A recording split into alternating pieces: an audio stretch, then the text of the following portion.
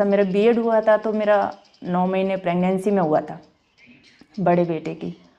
उसके बाद जैसे जस्ट वैकेंसी आ गई थी 3rd ग्रेड की, तो मैंने 10 महीने का बच्चा इन्हीं को सौंपा था और इन्होंने उसको बिल्कुल माँ की तरह। आज मेरे दोनों बच्चे जो है ना, वो उनको लगता है माँ से पहले पिताजी की तरफ वो आकर्षित होते हैं। बहुत अहम है।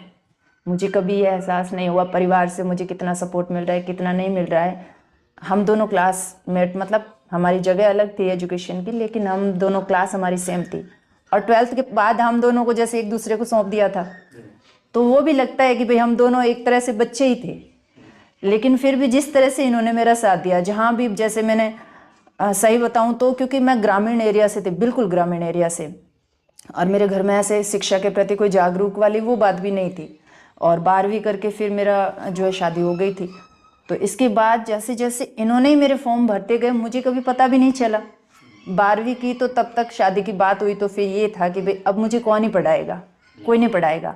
लेकिन मन में ये था कि पढ़ना है, बहुत ज़्यादा रखता है उसमें ये था। उस समय तो इतनी समझ नहीं थी कि आगे जाके इसका क्या परिणाम होने वाला है। लेकिन आज जब पीछे मुड़कर देखती हूँ तो बहुत कुछ लगता है कि अगर उस समय वो फैसला नहीं लिया होता दूरी की वजह से, और उस समय इतने बच्चे भी नहीं पढ़ते थे कि भाई साथ भी हो। मैं अकेली थी अपने गांव से, और वहाँ पे कोई रिश्तेदार थे, तो माँ ने बोला था कि 1 साल के लिए वहाँ रुक जाना। और फिर छोटा भाई मेरे से पीछे था, तो हम दोनों भाई बहनों का साथ हो गया था। तो फिर हम डेली के 6 किलोमीटर जाना और 6 किलोमीटर आना करते थे।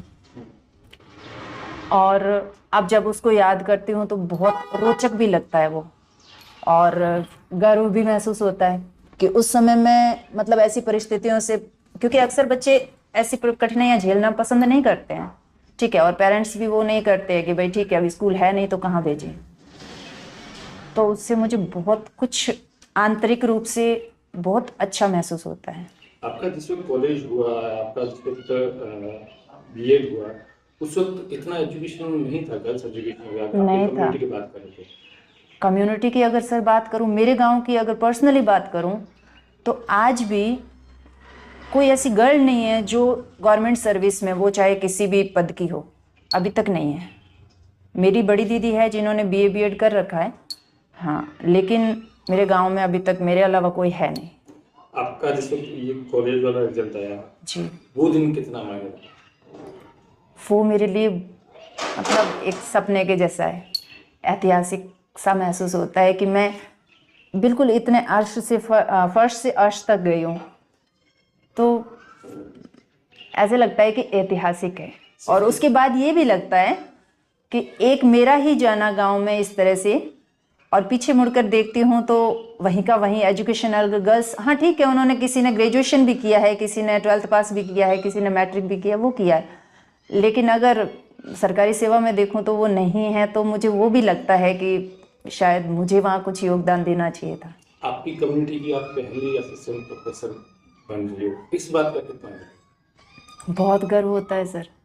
और मैं ये भी चाहती हूँ कि मैं अपने समाज में सिर्फ, जो मैं असिस्टेंट प्रोफेसर बनी हूँ तो इस रूप में तो मैं बच्चियों के लिए प्रेरणा बनूँ ही, इसके अलावा सामाजिक रूप से बहुत कुछ ऐसा है जो नहीं होना चाहिए, या सांस्कृतिक रूप से देख लें, या फिर जो ऐसा हो रहा है, मैं मुख्य रूप से वैसे अपने समाज की गर्ल्स के लिए और भी गर्ल्स के लिए, जैसे मैं उनकी मार्गदर्शक बनना ज़्यादा पसंद करूँगी।